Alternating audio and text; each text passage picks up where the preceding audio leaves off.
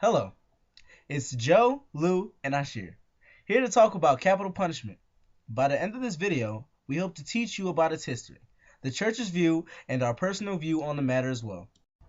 The death penalty has been a way of punishing crime since all the way back to the 18th century BC with the Babylonians.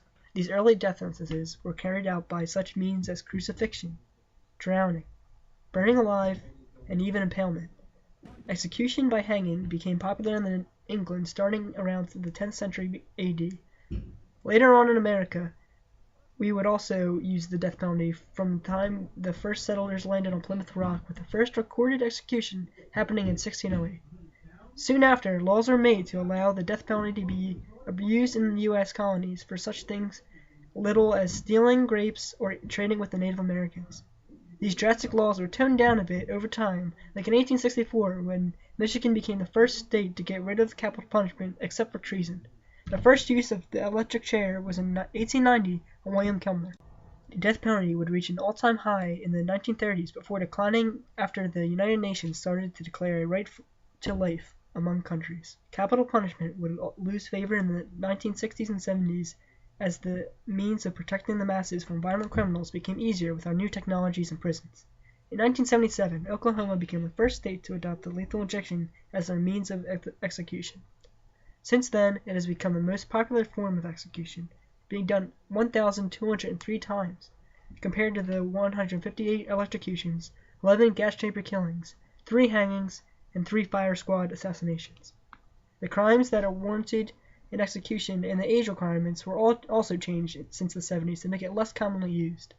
In the late 90s and early 2000s, the influential members and groups around the world would try to abolish the death penalty permanently, including Pope John Paul II, the United Nations, and even the Russian president at the time, Boris Yeltsin.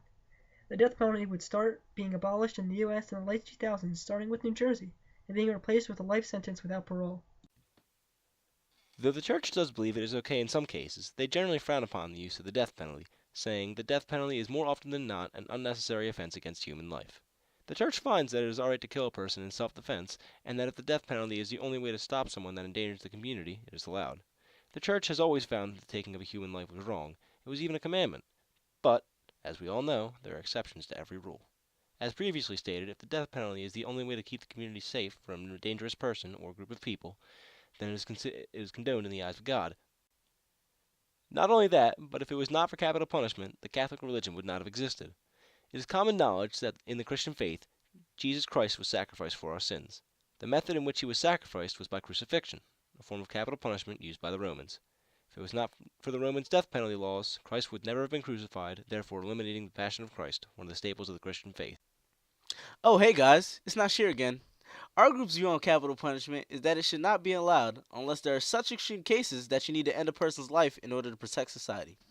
With that being said, these cases are very rare and will not come up that often.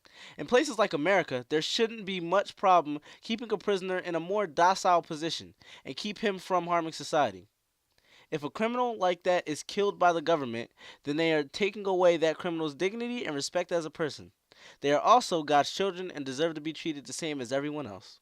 Alright, well that's everything. I hope that through this video you gained a deeper insight on capital punishment and the pros and cons of having it around in modern society. We can only hope that in the future we can see capital punishment be completely abolished, as it is a punishment that is not needed anymore.